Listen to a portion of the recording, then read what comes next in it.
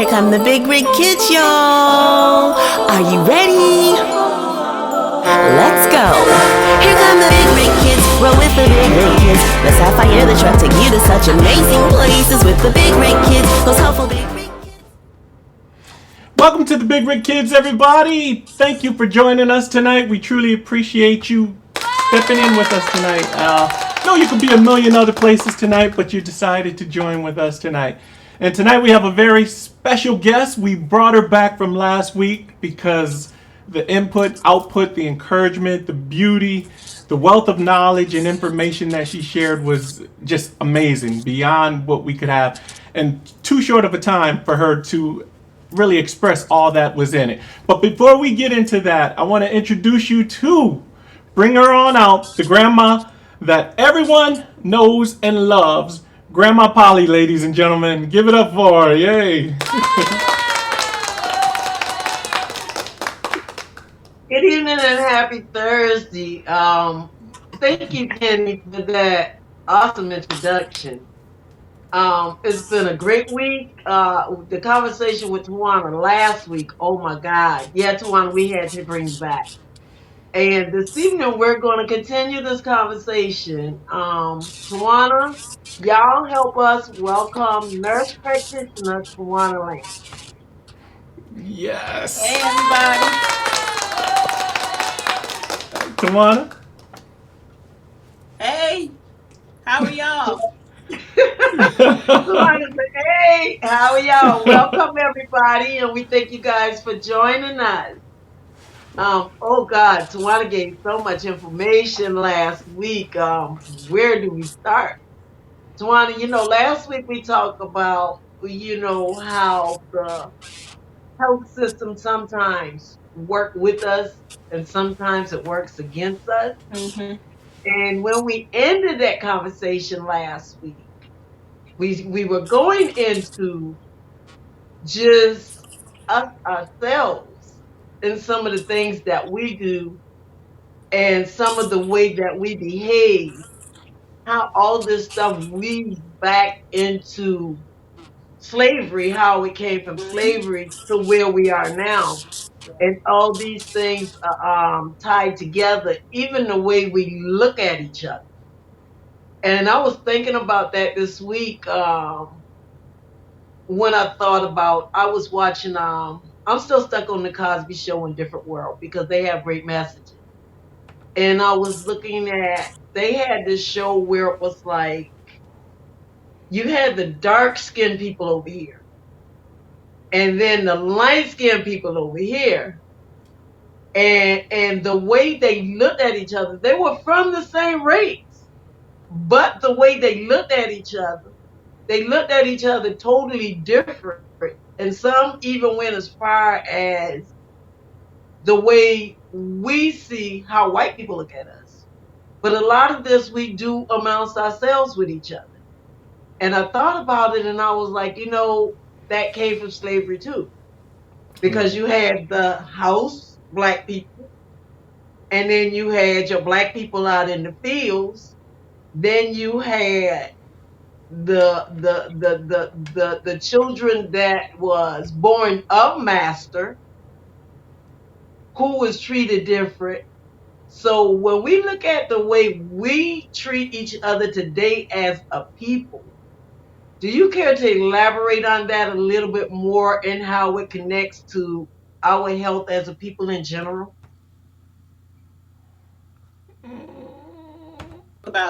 We talk about started off talking about self-care last week.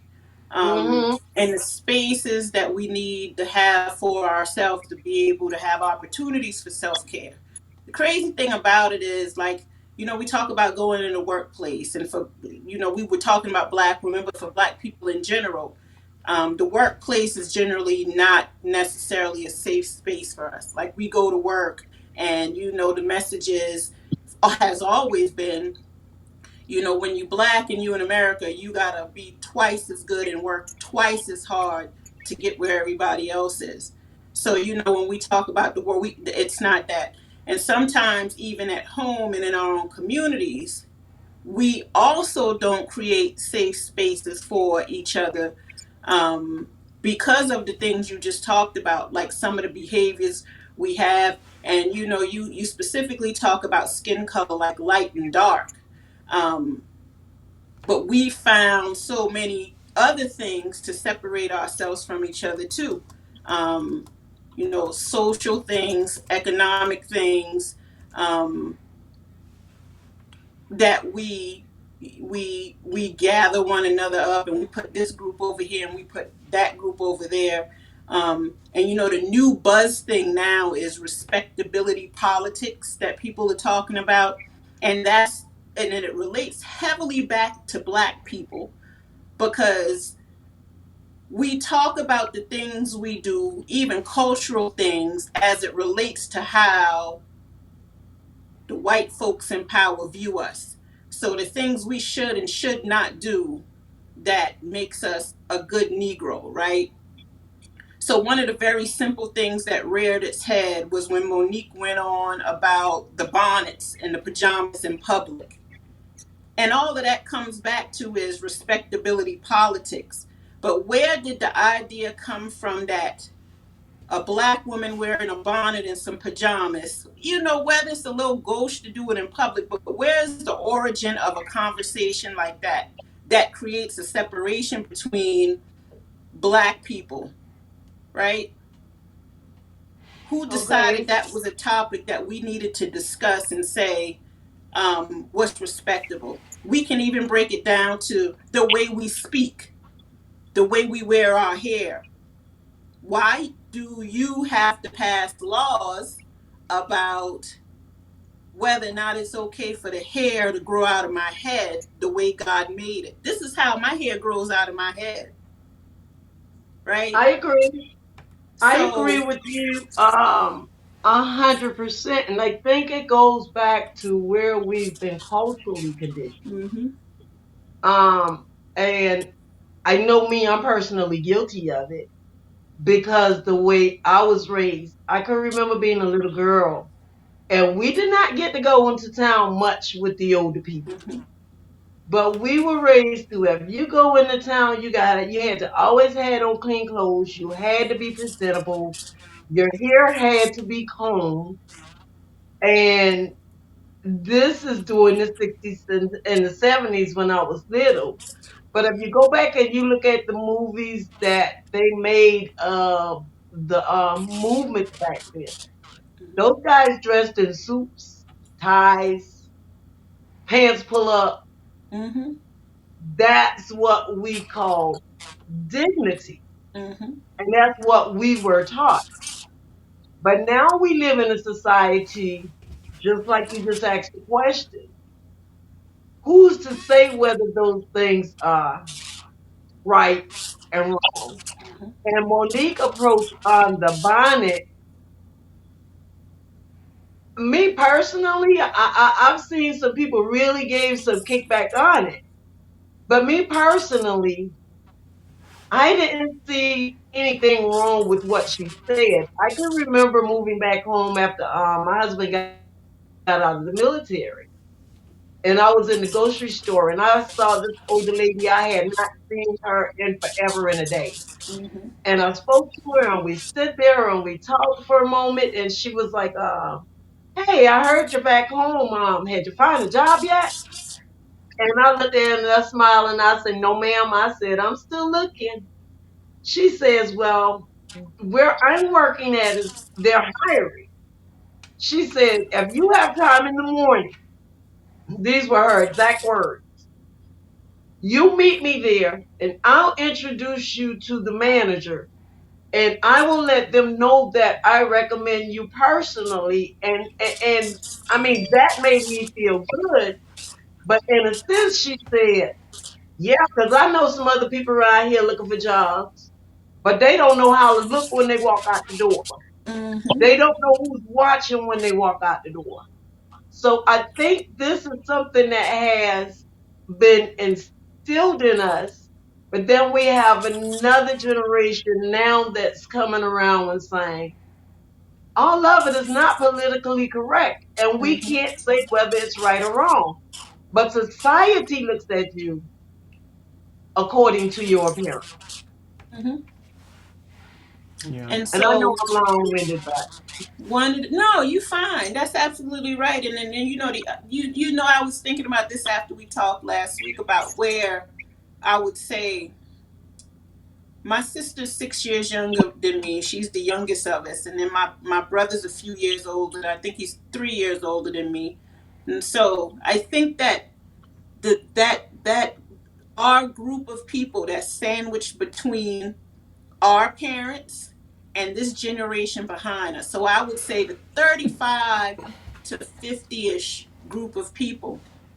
We are kind of like the transition group that came mm-hmm. from that really traditional way of living and thinking that our parents and our grandparents had to us who started kind of move away from those things because Right, in the 70s came the opportunity for an 80s and everybody to go to college if you wanted to. right, You could go abroad, you could get educated, you could go in the military, whatever it was. And we kind of began to move to the mainstream. And now you got this generation behind us who is very much removed from the traditions of our parents and our grandparents, removed from even the traditions of what we are used to. And so when you look at them, they really don't have any rules. They right. definitely don't have those rules of back in the day there was a time where the boys wanted to go with really pressed pants and the shirts tucked in and a tie just to school on a regular day. Right, That's you not gonna see uh, you know much of that, if any. And so I think one of the things is somebody taught me this, because my daughter was going through a little transition stage or whatever, and I kept trying to kind of like bend her to right, to my way of thinking. And this right, is how and she's only 13 now, so she was a little girl then. But somebody pointed out to me like, the older generation sometimes has to grow with the younger ones instead of right. having to bend. So and this that's not to say I personally would not go out in pajamas and a bonnet. That's just not part of my aesthetic. Right. But for some people it is, and that's normal. You go some places and you go in, the fast food restaurant or wherever, and you're gonna see 3 or 4 girls coming in with pajama pants and a bonnet on, and that's a normal thing Mm-hmm. for some people. But I think when we begin to translate those things into what it means as far as respectability, especially for Black people, when we Right. already have to contend with so many things. You mentioned the sagging pants. I get that. I actually cannot stand to see a young man sag his pants. But we had people trying to pass laws that made it criminal for Remember you that. to sag your pants below and they even use like the proper medical term, your coccyx bone. Right. And it was crazy to me. And I was like, the thing is, when you walk out here in the street, the people who are put in place to police us are left on their own to interpret who's breaking the law and who's not. So when you make a Right. law like that and say, oh, you can't sag your pants below, who gets to determine what that is? And that opens up our young men. We talk about the school to prison pipeline.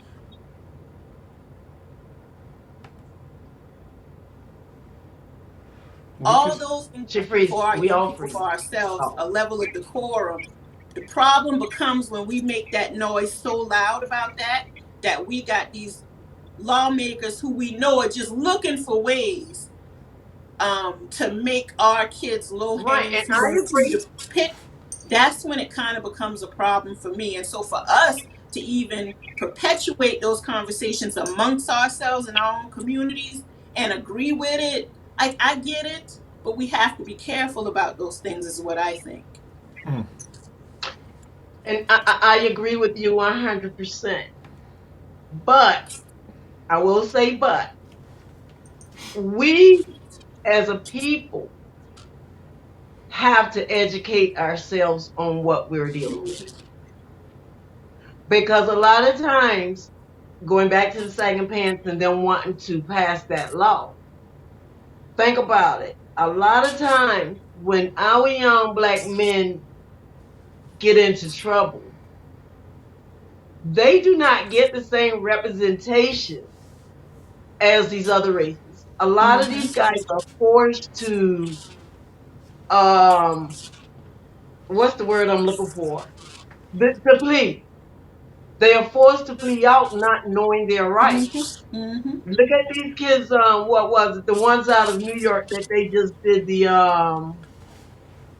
movie on a couple of years ago, from that park. Those Mm-hmm. kids went Yep. to prison because they didn't have the right That's representation right. Mm-hmm. and they did not have the money. So we as a people in our community, we have to educate ourselves on these laws. Mm-hmm. And we have to keep up with the laws that they're passing. That's right. And so when we talk to the kids about these things, one of the things I feel like we and I'm gonna say we have a tendency to do, like when we are educating or chastising our kids or whatever it is, we need to reframe how we have those conversations with them too. Because you talk to a young man, and I'm guilty of this, about sagging his pants, and will we tell him it looks bad? But we have to dig deeper than that and explain to them why. This is why there's a real reason why I would prefer that you not walk around with your pants sagging. All of these little things we do that put targets on our back, or how our kids unknowingly, because they don't know, they just think it's a fad, I'm gonna sag my pants. Mm-hmm. It's so many things. They posted a mugshot of a young man. Well, I don't think it was a mugshot. I think it was just a picture of him. I don't remember what crime he had committed, but he had those big wicks. The big wicks, the Mm-hmm. large locks. And I saw Mm-hmm. some people like making comments about his appearance, like, "Oh, he's obviously a criminal. Look how he looks. Look at Yeah. his hair. Look at this." We already have to contend with that. And like I said, the military in California actually had to pass laws to make it okay for people to wear their hair the way it grows out of Their head. their head. That's nuts to me. There's several states now that just passed that law. And it's And crazy to me. You mean I have to have permission for For my what's DNA to natural. manifest itself the way God intended it to manifest? Like you had to pass a law to say it's okay. And I mean, I sound a little dumbfounded by it, but if you think back about it, there's been laws that had to be passed to make it okay for us to be black, right? Basically, you know what I'm saying? And so, Yep. what's changed? It doesn't seem like a whole lot has changed. I mean, these things are still happening. So, as far as us talking about, like I said, new buzzword is respectability politics and what's acceptable to society and all that mhm. stuff. I think it's important for the black community to have standards. Absolutely. You should know how to present yourself when you go in for a job interview, or even when you go into school from one day to the next, or just going out to the grocery store. Yes. I think the problem becomes when we help perpetuate instead of teach. Instead, we criticize, and then we perpetuate these stereotypes instead of. And I watched Monique's video, and I'm not a big fan of hers. I can be honest about that. I think some of what she Thank you. says, I think she's trying to relay it in love, but it sometimes comes off as a little bit self-righteous to me. So, but I do understand what she was saying, and I do think it's conversations that need to be had, but I don't think we need to just be talking about what it looks like. We need to talk about what these things actually mean when it gets translated in bigger society. Mm. Because we talk about microaggressions and how a lot of things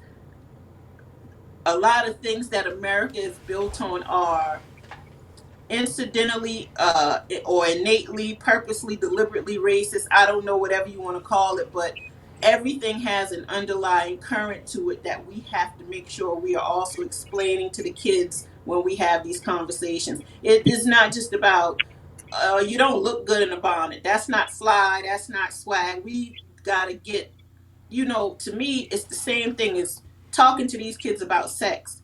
We tell them not to do it, but do we ever really have a conversation and it becomes punitive. It's like a punishment. You better not, you know, instead of educating them on, why it may be a good time, a good thing to wait, or the responsibility of doing or making the choices that you might make. I think it's all the same thing. And I agree with Kenneth when he says, and you, Renee, when you say, we got to take responsibility for that. We can't wait for somebody else to see it, another group or culture to see it and say, you know what, we don't like that. We're going to figure out, we're going to pass a law to fix that. Yeah. Yeah. And I agree with you. And when I say we, and I mean, I say it, I have this conversation all the time.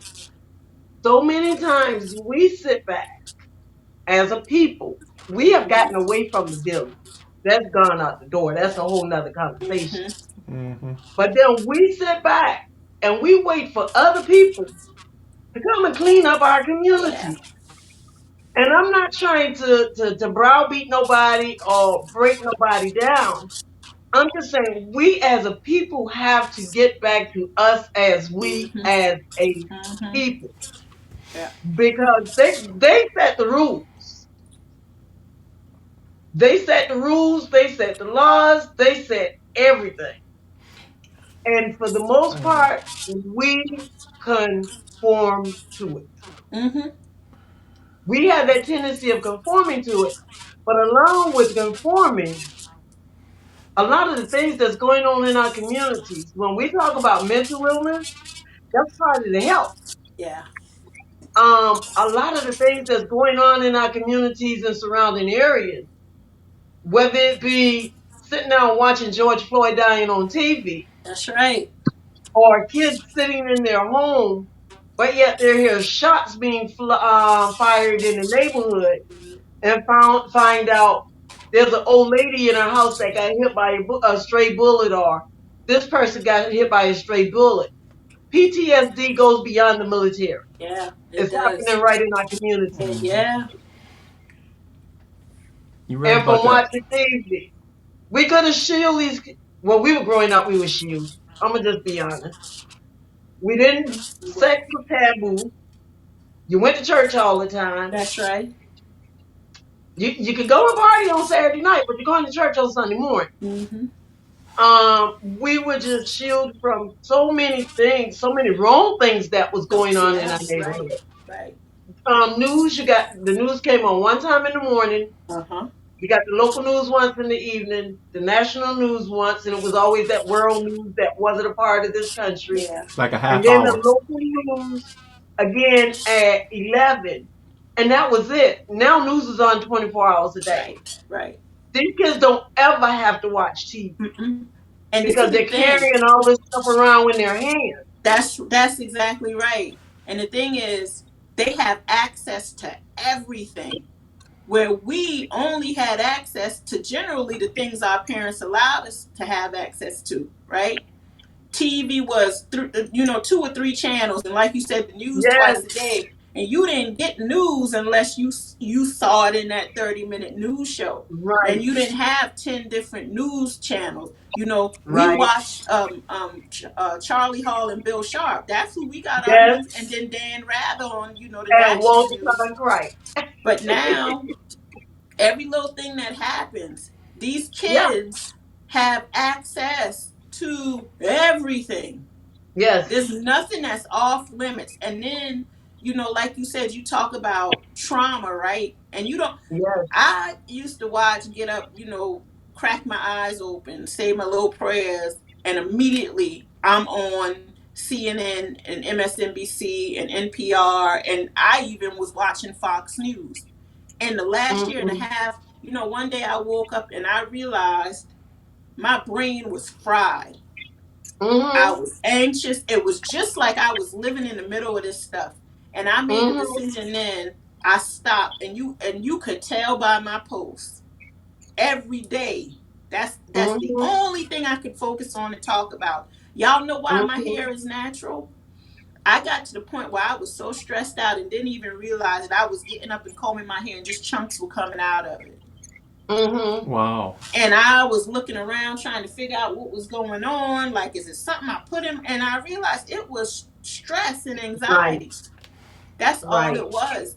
And so I turned that stuff off. I rarely watch the news anymore. I may flip through Hmm. Facebook and see a little article I want to read, but I Right. am deliberate about not drowning myself in that stuff anymore. Because the thing is, there's already enough here, right? There's already enough that we deal with just being who we are and how we are. You like the Central Park 5 that you mentioned. Yes. I have not watched, and I will not watch that documentary. I have not watched Fruitvale Station.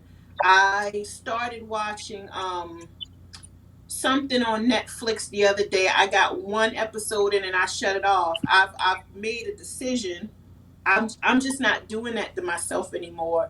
And the thing is, there's enough to imagine without sitting here and soaking that Soaking it trauma in. up every day. And you know what's crazy? And I'm sure this has crossed y'all's mind too. But they making big bucks off of black trauma. Yes. Big bucks off That's of where I black was trauma. going next. That's where I was gonna go next. Mm-hmm. When you say the bucks off of black trauma, I even related to how they treat our children medically. When we were in school, yeah, they had the little special ed class where it was like 4 or 5 kids in them. They teaching them. But now you have ADD, HDD, this, that, all this stuff, and it all is being treated with medication through these big pharmaceutical companies that run it through these doctors' offices. I can't ever remember growing up where we as children was on medication that grown people should be taking. Right? That's crazy.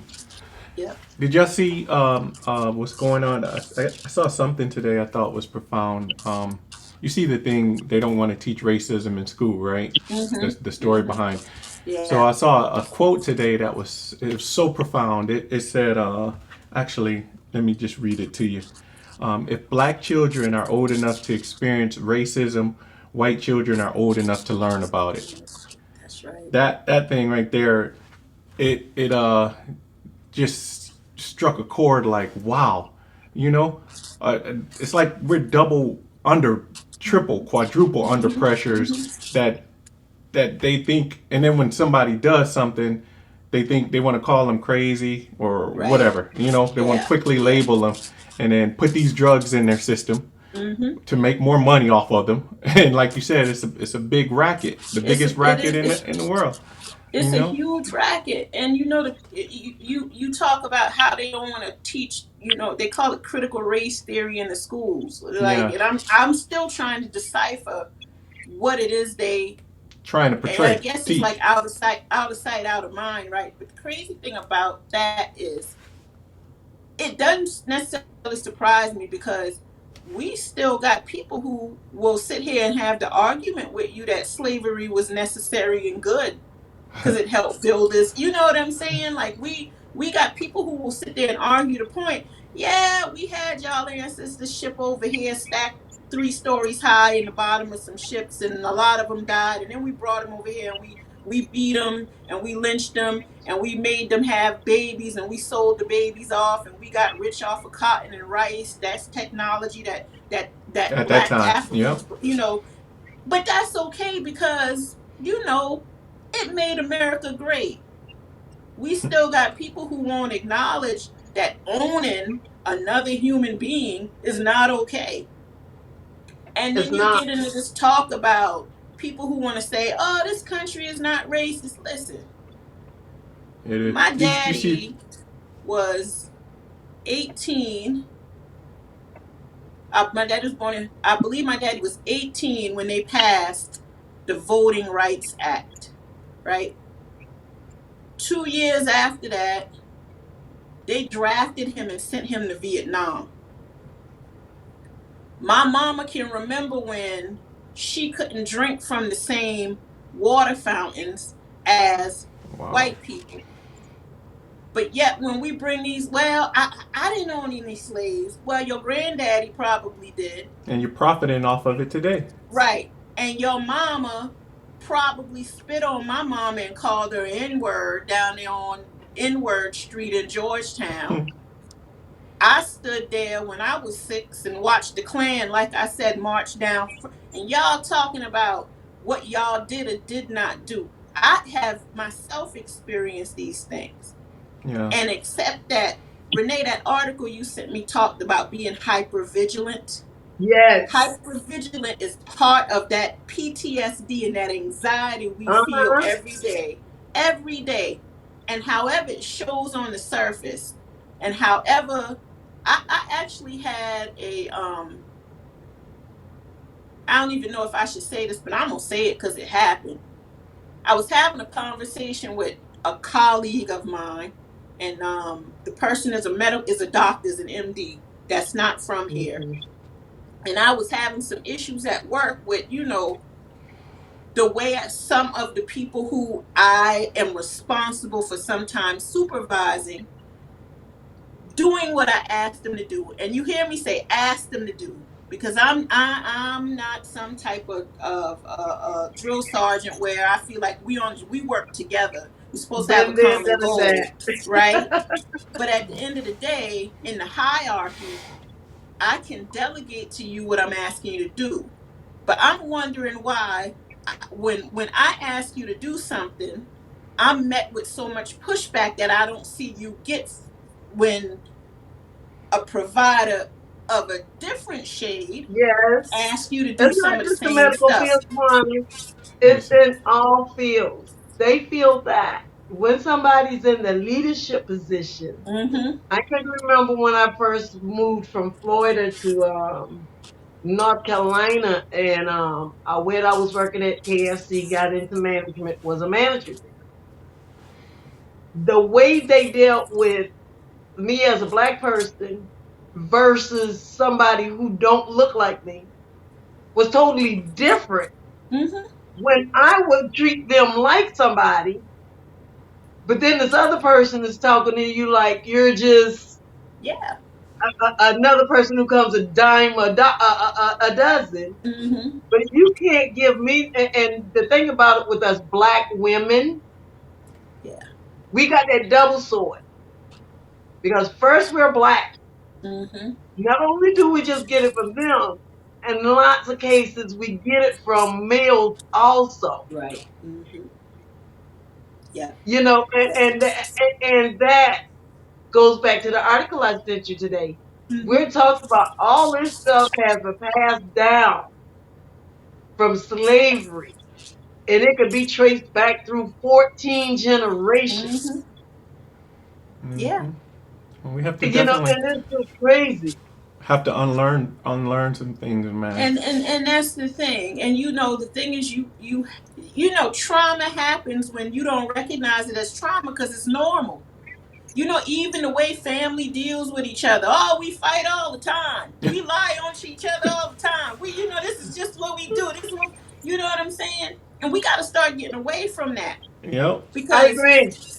Somebody who wants you dead, I don't care what kind of family they are. Every time they see you, they're going to try to kill you. You got to remove yourself from that family or not. And I know that's an extreme example, but that's how we have to look at that. If every interaction I have with you is unhealthy, I don't care if my mama, my grandmama, my auntie, my brother, my sister. If you're not good for my heart and my soul, I need to get away from you. That's what I was just getting ready to say. Piggyback on you, Atwana. It don't have to be a gun. It don't have to be a knife. It's just the mental trauma that brings on all these other issues in your body.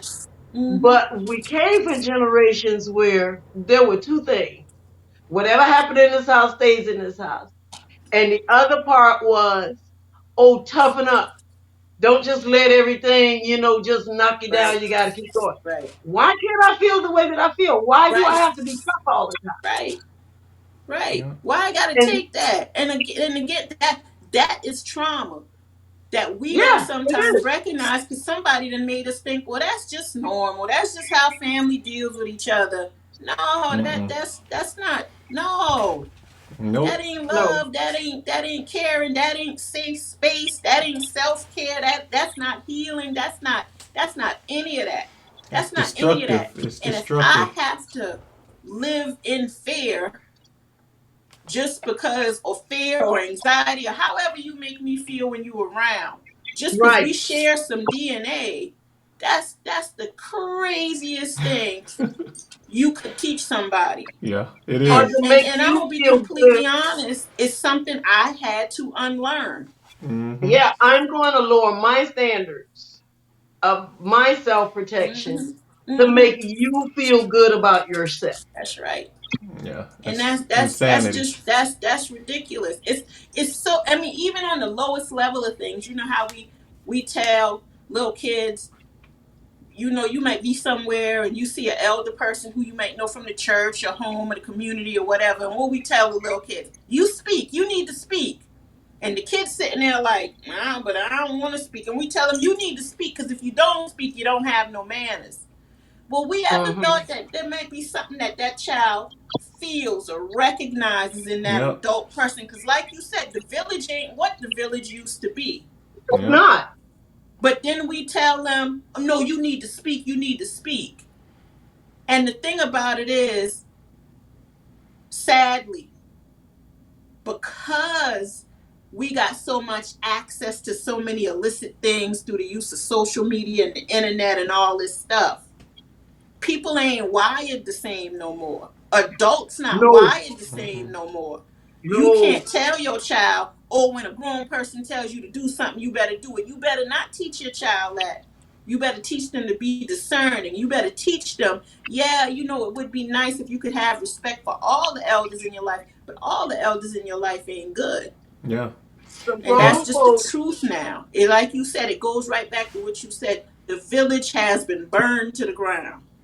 It Yeah. has. The village has changed Hmm. because when I sit and I look at some of the things, oh my God, that our children, the ones who look like us, some of the things that they're getting into. Hmm. When I saw on the news the other day, and I do watch the news just enough to get a little bit Hmm. and keep it moving, where this guy, he was the dad.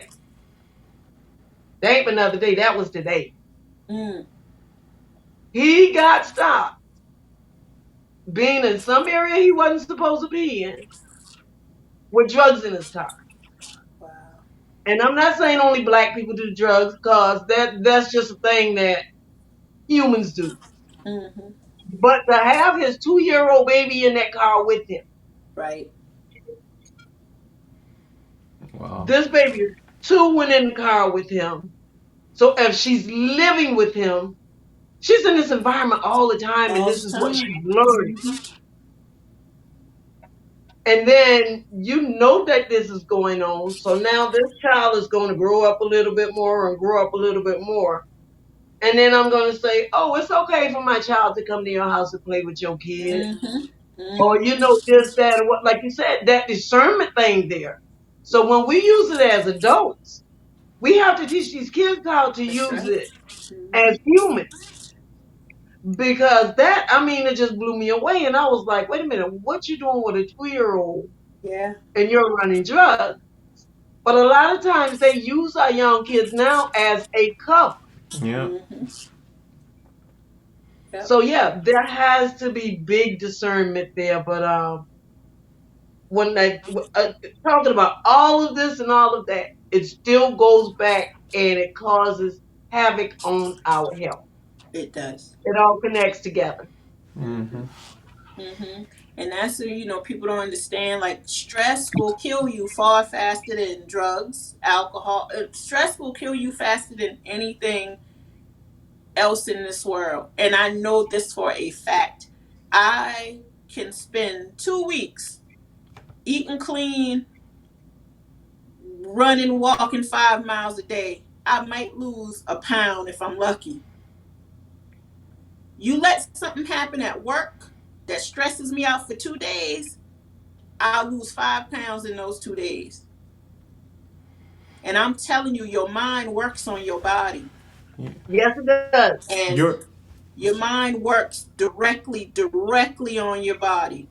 And so if your mind is not healthy, you can kind of give up on anything else. yeah, yeah. Go ahead, Kenny. Then I'm gonna come back to that part where that mind Okay. ain't healthy. Because I was reading something about, just like, and when I say ancestors, I'm talking human, just strictly human, not Mm-hmm. even race or culture or anything, but how they use stress when there was a fight or flight back in the day when they went looking for meat. The hunters, when they went looking for meat and stuff, and it was just a fight or flight type of deal, and it wasn't on all day like it is with us, like what you brought out, Tawana, about the 24-hour news cycle, and how that just creates this thing in you to where you're nervous, like, okay, is somebody gonna go out there and do something to me today? Do I need to Right? worry about this? And it creates that angst in you where you're just like, it's turned on all the time in your body, and if It you're never not aware turns of it, off. you won't shut it off. You know? Mm-hmm. Mm-hmm. And Mm-hmm. people don't realize, like, we don't have, just from a, physiological standpoint, we don't have unending reserves, is what I talk to my patients about, happy hormones. um and that's what I mean about, like, when there's things that have to happen in your body, things that you have to have in order to deal with stress, and there's things that you have to do when you're dealing with stress to replete the balance that your body has to keep to carry out those functions when you are in distress. So you can imagine, like Kenny said, if your brain's turned on 24/7, you constantly cycling through that serotonin and that dopamine and that this and that. And when your body's out of it, it's out of it. And that's where we see these nervous breakdowns and this anxiety and these people unable to cope. And I mean, I hate to be so extreme, but even when these folks walking into these jobs and just open firing and just killing Yeah. all these people, that's where a lot of this stuff comes from. Now, it's not generally us, people who look like us, that do those things, but we do other things. Most of the things we do are very self-destructive. Yeah. Mm-hmm. Mm-hmm. Yeah. And when you said that, I want to go back to the when you talked about the mind and the brain. There is so many things that's causing stress and causing all of these things. Mm-hmm. Set George Floyd to the side. Set COVID-19 to the side. Mm-hmm.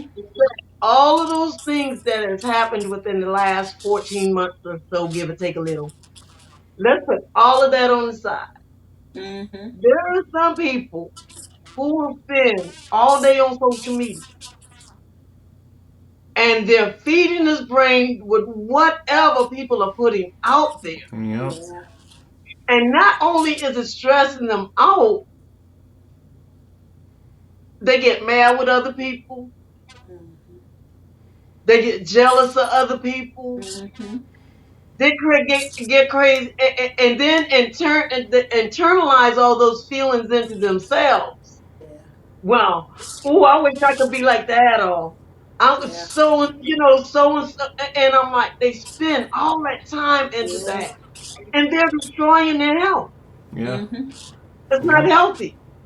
Nope. It Nope. isn't. Nope. And So they don't the realize, some news people is don't. doing its job. Social media is doing its job. In some Mm-hmm. families, the families are just piling everything on top of Yep. each other. Yep. And Yeah. now you're married. It's a Yeah. smorgasbord. Yeah. And It ain't the a crazy thing is, smorgasbord no you more. see you see things on social media and everything. That's why discernment is so important. 99% of the things you see on social media are not even real. Hmm. And even for me, I post crazy things sometimes, and I post it, And I and laugh. 5 seconds later, I forgot I posted it, right? And then somebody will send me a text, inbox me, and be like, well, I'm like, what? I gotta go back and look, you know what I'm saying? And I even have had to tell people sometimes, listen, don't follow me up. That's foolishness. You know what I'm saying? You know, for all I talk a lot, I'm on social media a lot, but I live my life in real life, like in real time here. And Yeah, Hmm. I think it's easy if you forget that social media is not really real life. And but people Twana, make connections on social media and they actually think not real life. Okay, you inbox me on social media. We had a conversation about a funny post. Sorry, that's not a real life connection. And see, that's the other thing we've gotten away from. And how you uh-huh, talk about people get mad and they get jealous. That's why, because these connections are not real. It was one time, like, you want to know somebody, you wouldn't say you knew somebody unless you knew them in real life. right. And so we got so many different people and all this unreal stuff that we allow into our space, and then we find ourselves, like you said, I wish I had that, how come I can't get that? This is what stressing ourselves out over smoke and mirrors and filters. Yep. Yeah, put a pin right there for a second.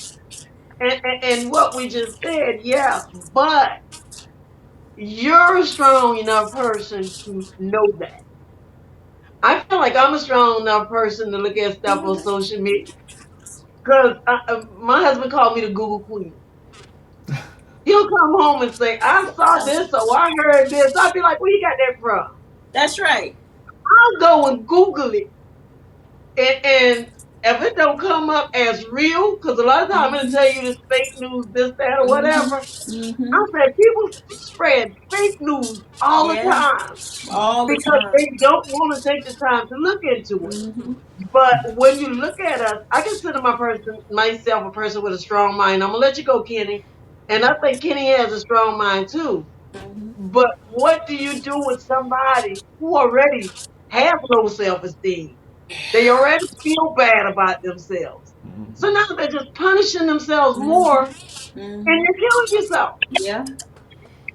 Yep. What That were you gonna say, what Kenny? you were saying about the social media and they feed into it. But you got to look at even the world news that people want to call real CNN. That junk Yeah. that's junk too, and that's where it's That's junk. trickling. A lot of it is trickling It's in junk. smaller subsidiaries that they're using to push out that kind of stuff as well. Mm-hmm. And it's what's his name, Rupert Murdoch or whatever. Yeah. There was this Yeah. saying a Uh-huh. while ago. He who owns the media changes the world because he's Mm-hmm. changing the Yeah, perception of all kind of things going on. You know? And see, yeah, that's the thing. The two things you cannot do is you cannot rely on a source that you agree with all the time, and you also can't rely on a source that you disagree with all the time. Like there's always got to be some balance. So like Hmm. MSNBC, y'all, I used to swear by that thing. You know why? Because it was telling me everything I wanted to hear To about hear. Donald Trump right. and how Yep. bad he was and all of this stuff. And then when I wanted to get mad, I go watch Fox because everybody on Fox was like, you know, everything they said, I disagreed with them. And I'm telling you, it got to the point where you got to just find a balance and you got to learn things for yourself because you people can Yes. tell you anything, and if Yep. you take what somebody tells you, but if you go and you read and you figure something out for yourself, then you Right. always find yourself in a place where you can figure out what's real and what's not and what works for you individually. You're right. But listen to what you're saying. Even when it comes down to social media, the way you could use these cameras now Mm-hmm. and doctor up these pictures Yeah. and do do all this different stuff. People people live a phony life just like the rappers do. You know, they Mm-hmm. people give them these cars and these jewelries for Yeah. promotion for videos, and these kids sitting around thinking these rappers really It's own real. this stuff. Yep. Mm-hmm. So people see this stuff on social media. I remember, and yeah, I was real naive when I first came to Facebook because I was still on the road. Reese them talked me into getting into it. Uh-huh. And she thought she would start playing tricks with me. I know she's supposed to be in North Carolina, but then Oh boy. she'll start posting these pictures and You know when it say tag a location and it Yeah. tags. Wait a minute, what you doing in New? And that because I knew nothing about social media until they Uh-huh. brought me into it. And she really helped me realize that. She said, Mama, people could be anywhere in this world at any time. Mm-hmm. Yeah. Mm-hmm. And a lot of Yeah. people still have not grasped that concept yet. Yeah. Mm-hmm. Yeah. I mean, and it's crazy because outside of social media, there's so many things you can do that are real, that are true, that will make you productive, that will keep your mind and body whole, that have nothing to do with the things we see on social media, right? Mm-hmm. And it's like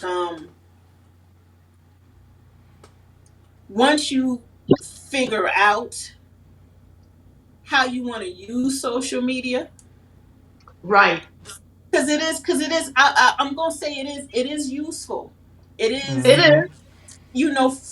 for folks who know or finally come to the realization. Because for me right now, if I could give like younger people any advice, yeah, social media is all right, but like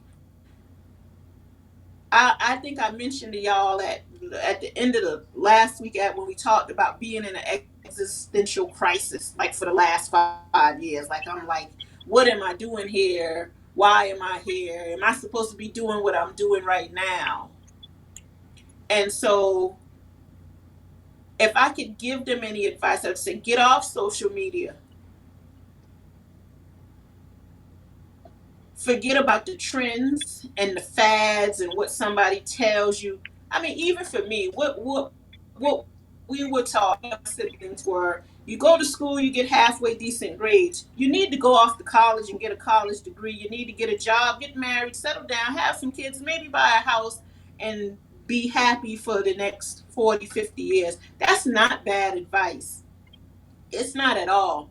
And it fits for some people, the people who it fits for.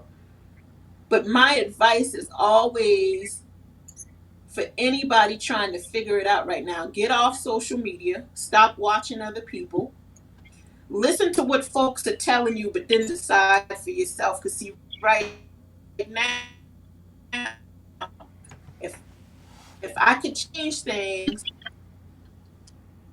I would not paint myself into the corner that I feel like. Because, when we talk about self care, mental health, and all of that stuff, and I love the work Mm-hmm. I do, and I think that the work I've done is important. Oh no.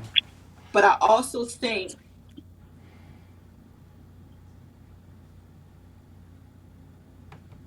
the world has trappings that all of us sometimes fall into. And so like right now, I'm doing what I'm doing and I got this life here. And I'm thinking, now how do I get out of it? Right. And so Mm-hmm. that's also something we need to think about when we think about mind and body and spirit and the things that make us happy and where we look to find those things. So, like I told you, I've had to unlearn some things. And that doesn't mean that Mm-hmm. what my parents taught me was bad. It just means that it's okay if I've learned different and to teach my daughter differently, right? So for Because we're me, living in a different time also. right. And so I don't want to tell her, you got to go to college and you got to get this really good job and you got to make all this money and you got to have a nice car and a nice house and just all this stuff. I want to tell her, you need to do what makes you happy. And the thing about it is, and we talk about trauma and stuff. Somebody made a joke about how um, when black children turn 18, they get kicked out of the house, and Mm-hmm. that's putting it in kind of harsh terms, but there's a truth to it. Because what do they say? You got to do something, and there's an expectation that goes with that, right? And so for me, when Caden turns 18, when Caden turns 35, when Caden's 40, when Caden's 50, if I'm here, this is her home, right? If she Mm-hmm. decides I'm not going to go to college, because this pressure that we put on each other and then on the kids, but we learned that from someplace, right? That article talked about having a work ethic. Well, Right. who decides? Because having a work ethic could mean that, you know what, I do live with my mom and dad, but I get up and I get up and I go and I scan groceries at Publix 40 hours a week, and I make an honest living, and I'm God fearing, and I respect my parents, and I do all these things. Work ethic does not mean you go and you give your life to a job 60 hours a week so you get $100,000 a year so you can buy this car and live in this house. So I feel like when we talk about self-care, we talk about trauma, that's what I mean when I say we build trauma without even knowing that we build trauma. Yeah. And in my adult life, what I've figured out is part of my personal trauma is the pressure I have put myself under. I would even say for the last 25 years. School I've been to. And it's so crazy now because when I got out of my MP program, I'm telling you, I was disgusted with school. Because when I went because it was things I thought I had to do. I gotta go to school. I gotta get this degree because I gotta make this money because I gotta provide for my family because I gotta do this because I gotta do that. Instead of having a perception that told me, no, you're going to go to school because you want skills to do work that's meaningful for your community. And so, like what I shared with y'all about what my plans are, now I Mm-hmm. have that knowledge to know I'm not going back to school because I need to make this money, because I need these letters behind my name. I'm going because, you know what, I got a goal in mind and I see a need in my community and I want to serve that need. And so it feels good for me coming from the inside out while I'm doing this. So Preach, But girl. you're it old feels enough so now. treacherous. You're old enough now to make that decision. Right. There are so many people who have left home, went to college.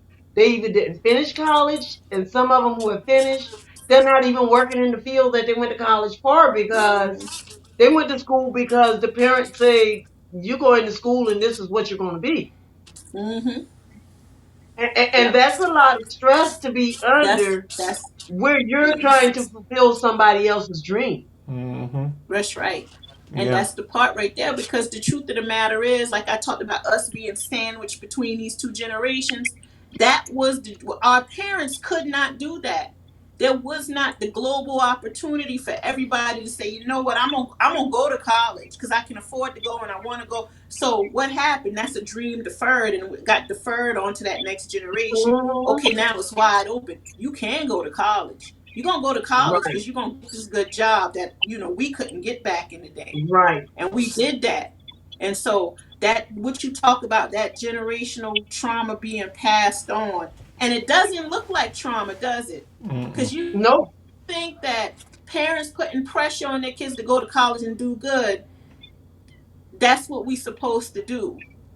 Hmm. And I'm not saying that I don't have high hopes for my kid, that I don't have dreams for her, but my No, I biggest dream for understand. her is that she does what she wants to do and she's happy and whole while she's doing it. Period. Right. I understand because see, when I was growing up, I was a rebellious child, and I will say, I mean, I am who I am, and I'm still Mm-hmm. strong-headed today. But I can remember graduating my last year in high school. I can remember mom and daddy. Oh, you got a college in mind yet? You Mm-hmm. decide where you're going. You need to know what you're going to do because this is Yeah. your last year. And with that, that's pressure. And I just came right out and told him. And back then how we got labeled. I was like, I'm not interested in college. I'm tired of Yeah. school. I got I some. went to school and took classes later on in life. But at Mm-hmm. that time, no, I wasn't. And I was honest enough to say that. Mm. They didn't like it, but I did. Right. And another thing too is they'll they'll talk about school and all of this stuff. I'm talking about the generation prior to me, but it's like um, it comes at a point. It's not something that was planned. It's like what I've noticed in that generation is like they kind of think that you're thinking like them, that you Right. already know this. You know what I mean? And I'm guilty of that because I've done it with my boys. You know, and I apologize to you, young gentlemen. I love you, but I'm gonna admit I've done that because I'm thinking that they somehow, I don't know, but it was trickled down, and I had to stop Yeah. and think about that one day. I was like, I'm doing that same thing, to where it's like, I don't, they don't know what I know, Yeah. and haven't experienced what I experienced. But Right. when it comes down like that, it's like, okay, I'm gonna just do what they tell me to do. And then when you become an Mm-hmm. adult, you're looking for somebody to tell Mm-hmm. you something to do instead of Yeah. being the person that you came here to be. You know what I mean? Yeah. And And yeah, and that's exactly right, because you kind of like, what am I doing here again? And you really, you just kind of go like, I got up and I went to class and I did the work. That especially that first undergrad degree was like, 4 years, I'm done. What am I gonna do now? Because it didn't. At the end of it, it didn't mean anything to yeah, me. I had no idea except that I'm gonna go to college and I'm gonna get this degree. yeah, You know no what I'm plan for the saying? life as the no Yeah. out plan laid out to Yeah.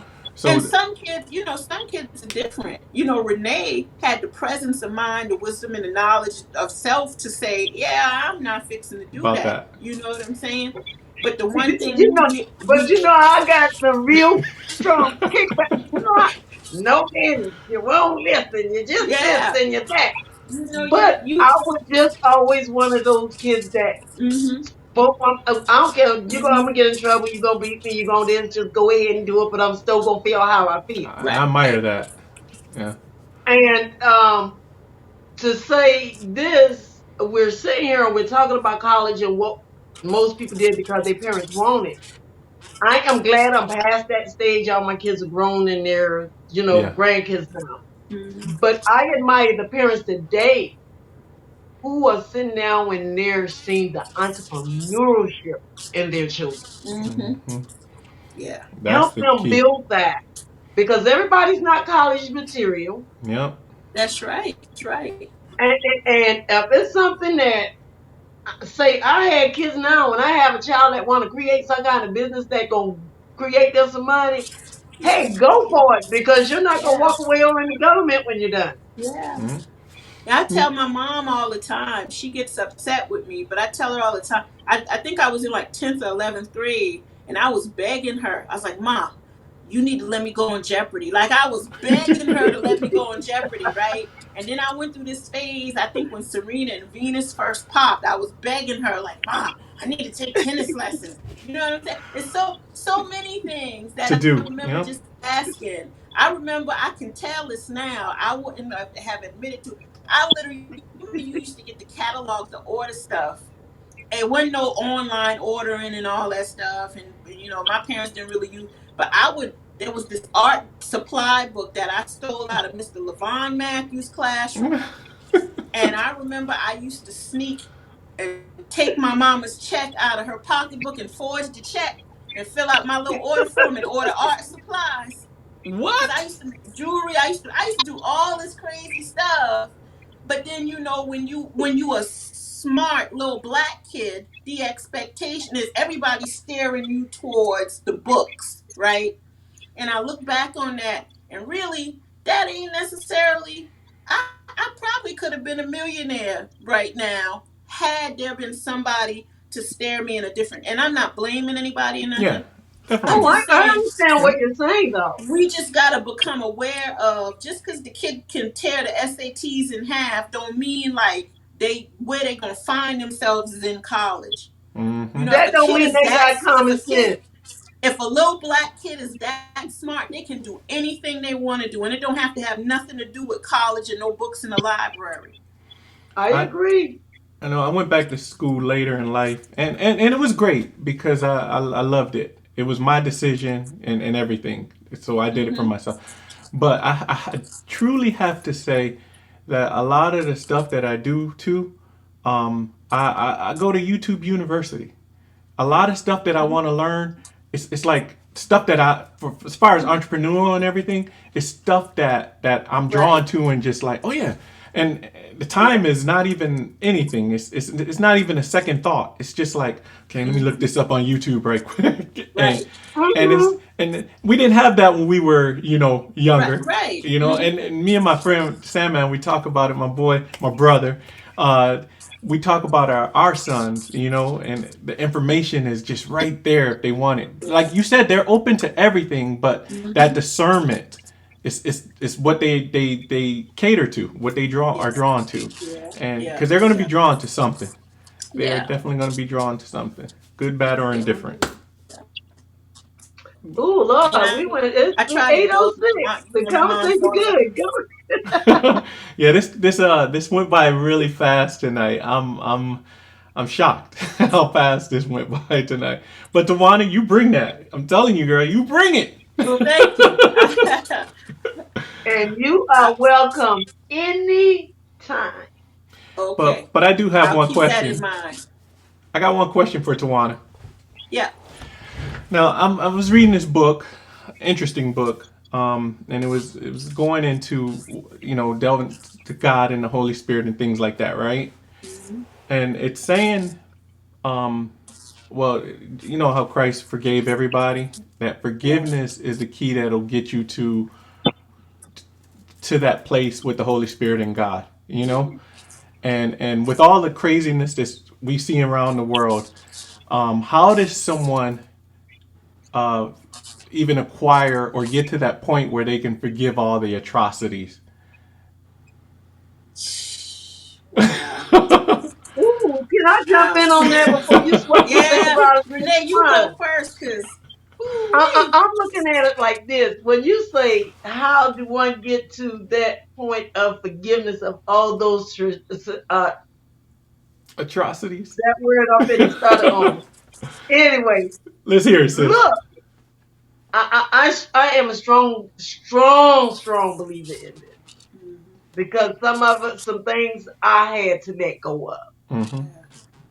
My thing is, that's another thing that destroys your body and make you sick when you're holding on to It it. Yep.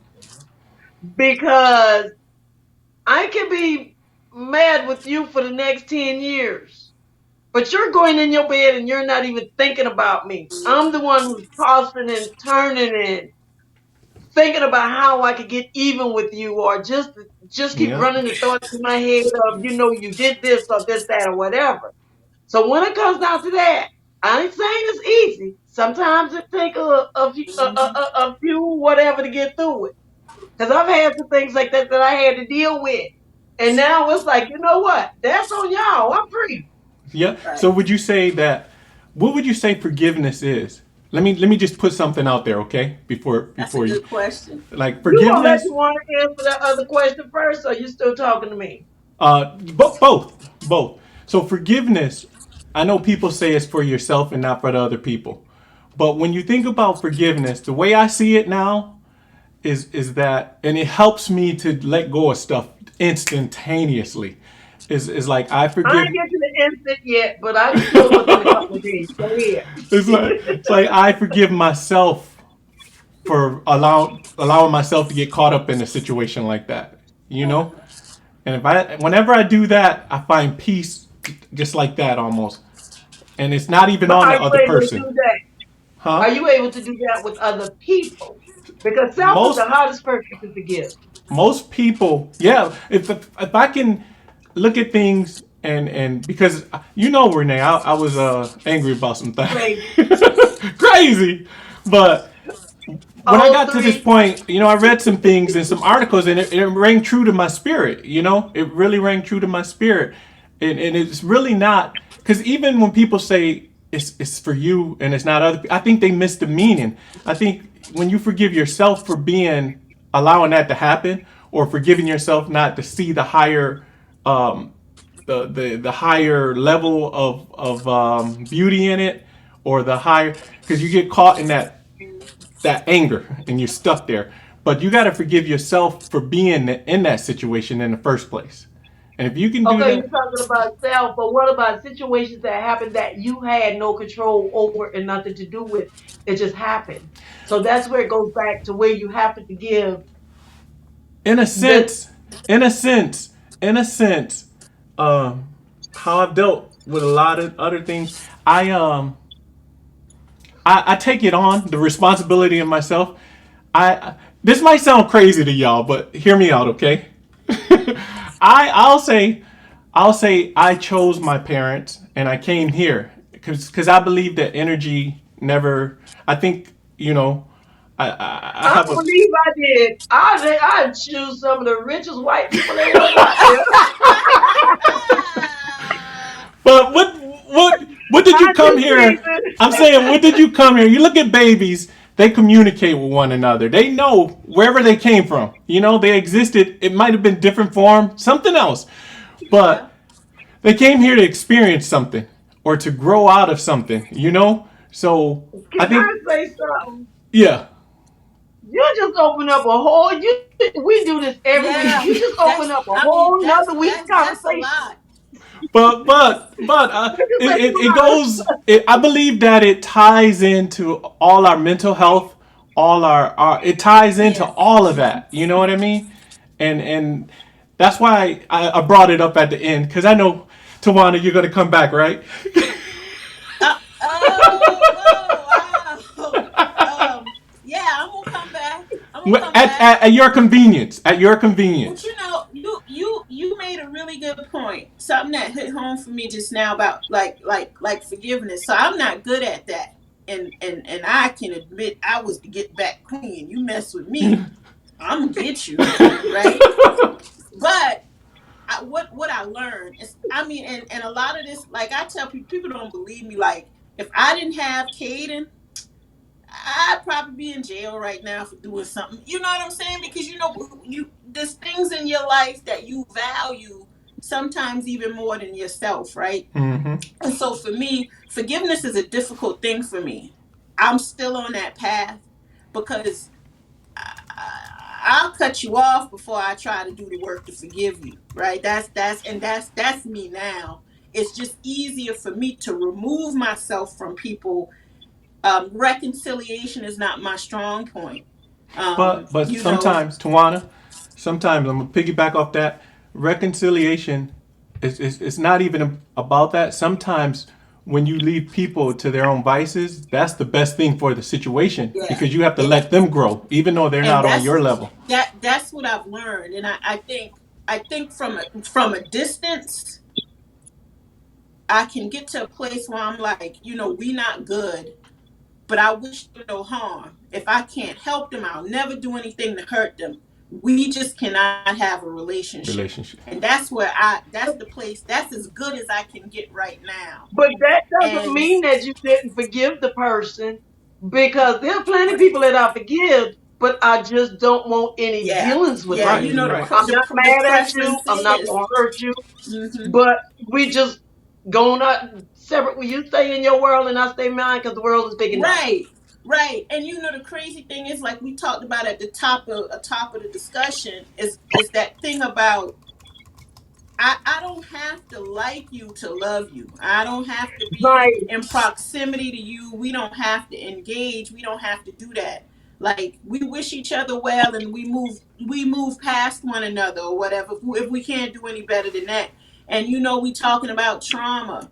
That's repeated trauma, to keep putting yourself in a Hmm. situation with somebody where they continue to do the same thing over and over. And I have struggled with this. My mama still will try to have conversations with me about certain things, and I tell her, I was like, "Ma, I, I'll hear what you're saying, but for my peace of mind and my well-being, this is how I need to handle that." So And forgiveness for for her, for me, your mom's peace of mind too. Because if I tell you that I'm not dealing with someone hmm and you keep telling me how I should do this and I should do that, now you're forcing me in a situation. right, And if something jumps off, I'm holding you responsible because I yeah, already told you I didn't want to be right, bothered. and so Mm-hmm. that's kind of where I've got to, and so it's like I'm not. I don't know if that's forgiveness or not. I know in my now state of being, I can move away from things Mm-hmm. without it having to become a situation where we got to tussle about it. Right. And no, Quana, no, it's not necessary. No, it's Sometimes not you just necessary. have no, sometimes you just have to keep moving. I Yeah. forgive you, Just keep moving. forgive them, but Hmm I'm done. Yeah, give them their Yeah. You space. don't have to have the conversation. You just, it's like, Maya Angelou says, when somebody shows you who they are, you believe them. Believe them. And if you believe them, then you understand, well, this is how I cannot deal with them. You don't have to explain nothing to nobody. Okay. Because the average person know what they have done before you even cut them off. Right. Mm-hmm. Yeah. Yeah. All right, Yes. ladies. But no, let's save this for next week. Oh boy, Tawana again. Tawana, my brother, done fell in love with your cousin. You're amazing, Tawana. Thank you so much for But it's joining been a us. great conversation. Yes. Y'all are amazing. Yes. Learning a lot. I get a lot of insight, man, from my lady folks. And I'm happy to see you joined in more tonight, Kenny. Oh yeah. I had to, it's always therapeutic. Always, and it You needs to joined in happen. more tonight, and Yeah. I enjoyed it. Hey Tawana, I wanna bring you back, right? But I wanna have a conversation with Polly. Grandma Polly. Sorry, Renee. With Grandma You told me about big kids at the beginning. We gonna write you a strip out. no. We're gonna talk about black love, men and women relationships. Who I can have a conversation with y'all? Hey, I cannot have. hey, you gotta. I don't know if he wants me to talk about it. Tawana, you saying you don't know of him? No, y'all clone each other. That's my sister, man. I got You two know what? sisters right there. Well, okay, we can have that conversation, but I know I'm gonna have to be the mediator in the middle. Yeah, you cause listen. Because y'all think Ooh. so much alike is unreal. But in the opposite way. In the opposite Just way. like y'all will be in the boxing ring. No, not Tawana, not me. I wouldn't. No. Yes. No. I have a definite perspective on what black love, how it's not working right now, and what kind of, I think, it's a personal perspective on how I think it should be. I And think see, we got that's so where much. both of you guys will be coming from. Yeah, And that's it's so much opposition between black men and black women right now. I just think it muddies the water so bad. I think but that's what's gonna really bring our community back together. When It we is. get to that place, because I always tell you, Renee, you're a queen, you're a goddess, and Tawana, you are too. My sisters, I look at women like that. He treats us like that. He I do. does. I Now, do. my brother, he do. Like I noticed you and your brothers in your conversation, y'all joke around with each other, but y'all have a great respect for each other. Mhm. Yeah, Kenny has that for us. I gotta be honest with you. Yeah. I Yeah. I just and I understand the woman's plight to some extent, seeing things, because it's a time for another conversation. But I just Yeah, really Okay, would like you to. see that, Kenny, I'll we could definitely- have I'm that down for that conversation. All right, all right, ladies. Well, Tawana, thank you so much for all the wisdom, Thank the you. insight, the beauty. Renee, Grandma Polly, thank you, because you're the grandma everybody loves. So And what are we talking about next week? I don't know. Tawana, can you make it next You week brought or up what? two Oh. things. Huh? You brought up two things. Yeah. I have this other show called Man's Viewpoint that I would like y'all to come on.